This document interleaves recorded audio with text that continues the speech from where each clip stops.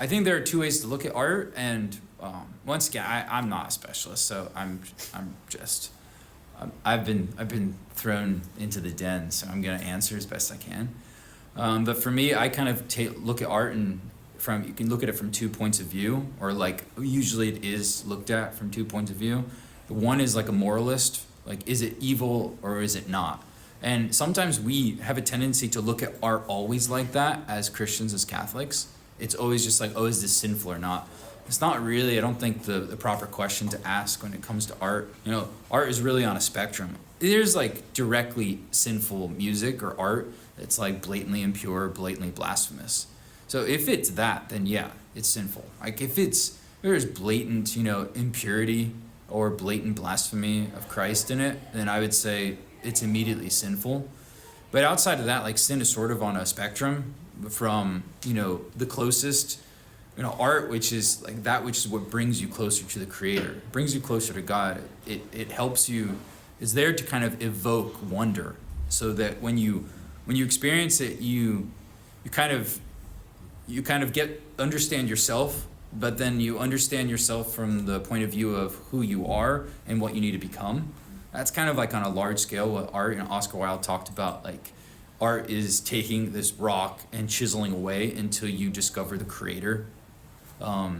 And so it's this encounter with God, even though it might be a distant encounter. It doesn't mean like Gregorian chant, where it's literally the music of worship. So that would be like the highest. But then you have all the way down to that which is not sinful, but is just the furthest away from God. It's the least direct contact with God, or putting you in direct contact with God. So I think usually when it comes to music, we have to look at it on that spectrum of, well, where is it in relation to my journey towards Christ? Does it lead me closer or lead me further away from that? And that's gonna depend upon a lot of things. For some people, certain art is sinful. Like someone who struggles with a lot of impurity, like maybe they can't go in front of the Sistine Chapel, right?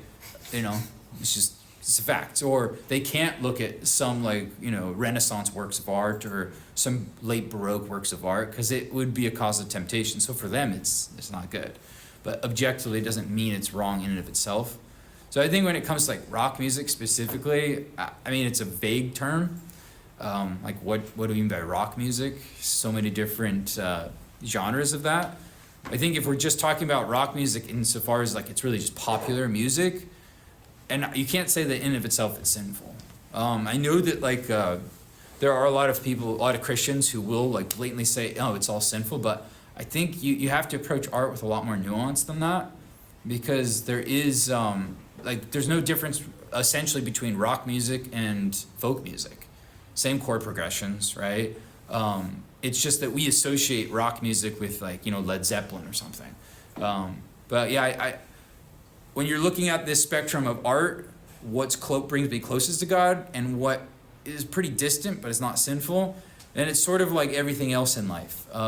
You eat a lot of protein, you eat steaks, you don't just eat cookies, right? So like what is giving food for my soul? What is like helping me to encounter God all around me? What is bringing me closer to like these beautiful realities, understanding of these things? Or what helps me in a more profound way understand who I am?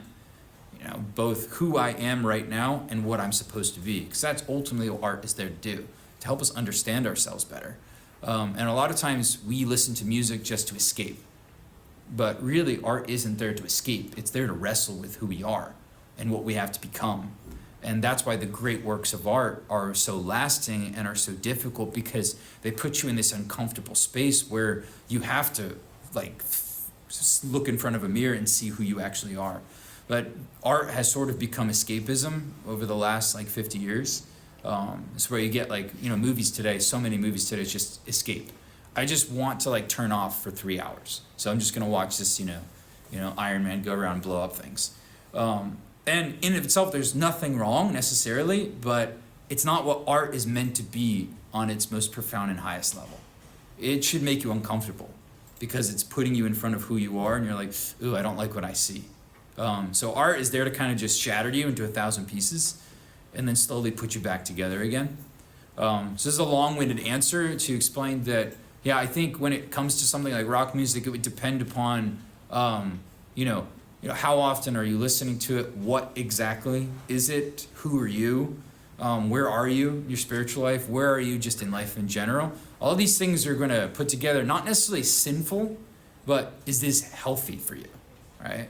And it could be, right? You could be someone who's really in a good way, and you just want to listen to When the Levee Breaks, or you want to listen to Seven Nation Army, or whatever it might be.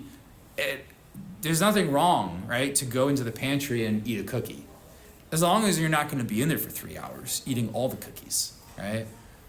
That's our problem.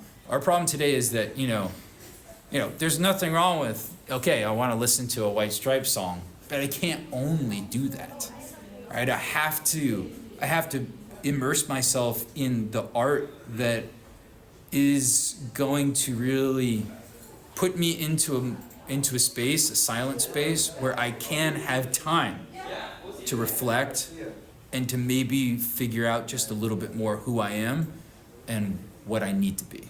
And rock music is a little bit crippling in that respect.